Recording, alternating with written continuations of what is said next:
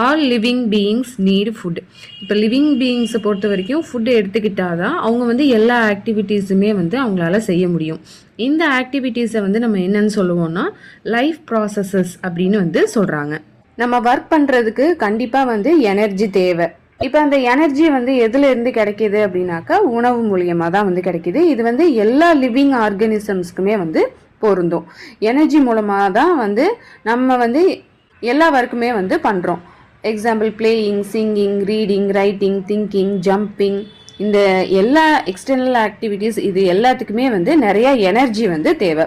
அதே மாதிரி தான் அனிமல்ஸ்க்கும் அப்படிதான். அனிமல்ஸ் வந்து நடக்கிறது, ஓடுறதுக்கு, ஜம்ப் பண்ணுறதுக்கு, பேர்ட்ஸாக இருந்ததுன்னா அது பறக்கிறதுக்கு, இது எல்லாத்துக்குமே எனர்ஜி தேவை. இது வந்து ஃபுட்ல இருந்து தான் வந்து கிடைக்கிது.